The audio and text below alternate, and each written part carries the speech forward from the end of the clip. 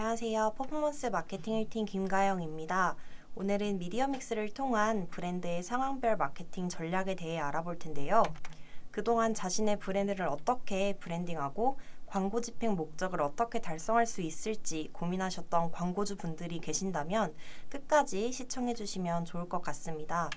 교육 순서로는 브랜딩을 통한 마케팅 전략이 무엇인지, 그리고 마케팅의 필수 요소인 매체별 특성, 브랜드 상황에 따른 미디어 믹스 예시와 성공 사례까지 알아보도록 하겠습니다.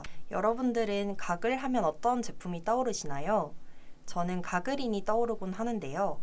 해당 브랜드는 꾸준히 다양한 미디어 믹스를 통해 해당 브랜드의 고유한 차별점과 제품에 대해 꾸준히 인식을 시켜주었습니다. 앞서 말씀드린 것처럼 브랜드 마케팅은 타사와 다른 우리 브랜드만의 정체성, 즉 고유한 차별점이 무엇인지를 파악하고 자사 상품의 핵심적인 강점을 파악하는 게 중요할 텐데요.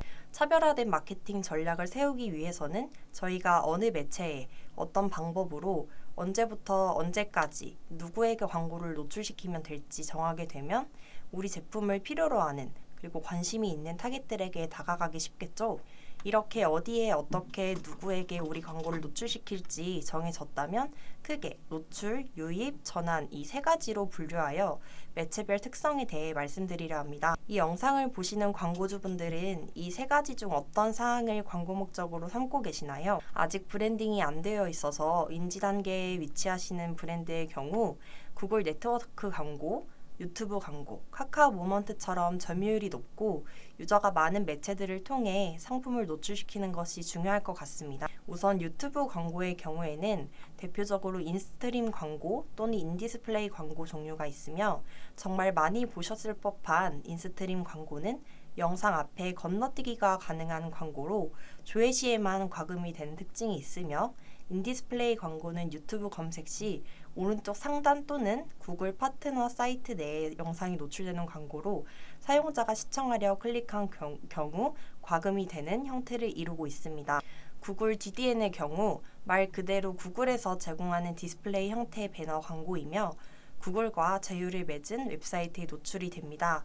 평소에 인터넷 뉴스를 보거나 웹사이트에 접속했을 때 갑자기 이미지 광고가 뜨는 것을 보셨을 거예요.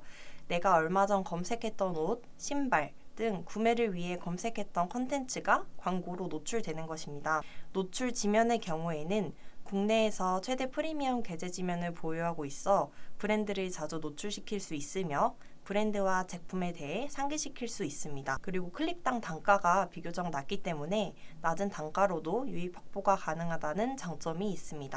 카카오 모먼트의 경우 카카오톡의 페이지, 다음 앱, 다음 웹툰 등 점유 지면과 유저가 많기 때문에 이를 통해 상품을 노출시켜 브랜드명과 상품에 대한 인식을 심어주는 것이죠. 두 번째로 유입량입니다.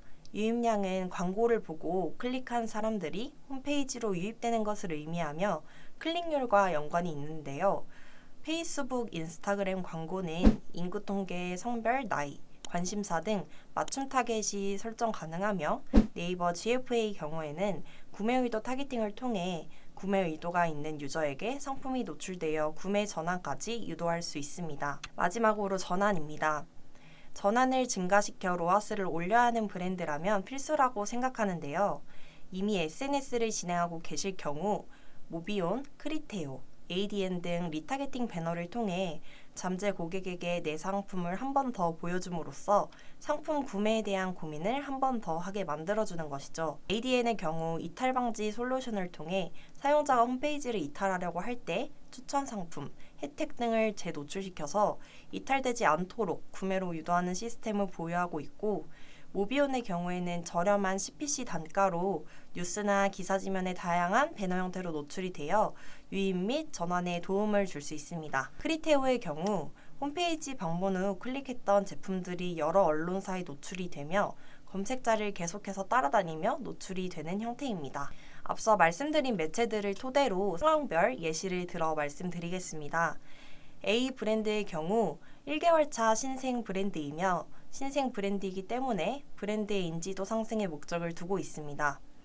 브랜딩을 하려면 브랜드의 광고를 이미지 형태로 계속해서 노출시켜야겠죠.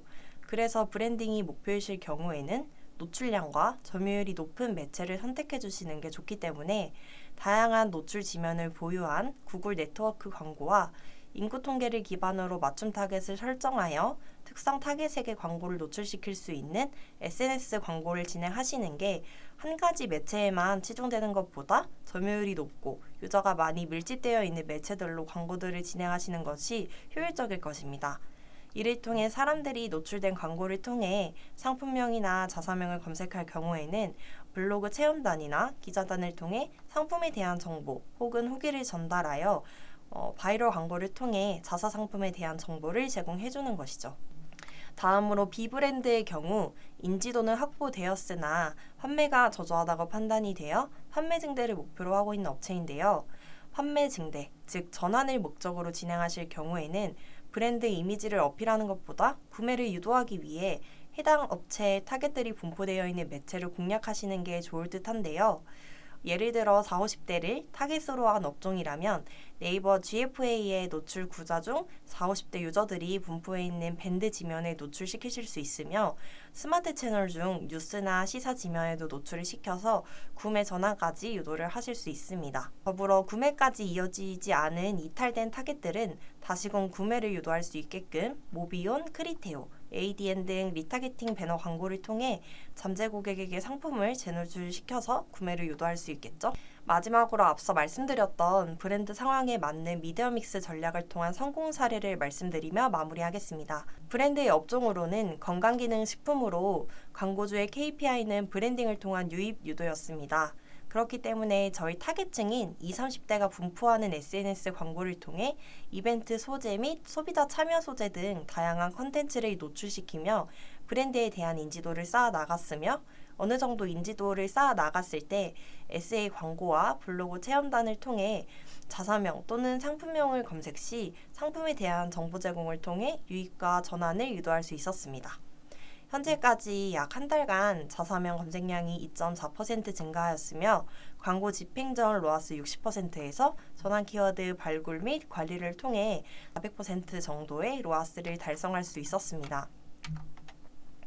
이러한 브랜드의 상황에 맞는 미디어 믹스 전략에 대해 말씀드렸는데 광고주 분들께서 현재 광고 집행에 대한 고민이 되시는 부분이나 피드백이 필요하실 경우에는 하단에 있는 연락처로 말씀 주시면 자세히 안내 도와드리겠습니다. 지금까지 퍼포먼스 마케팅 1팀 김가영이었습니다. 감사합니다.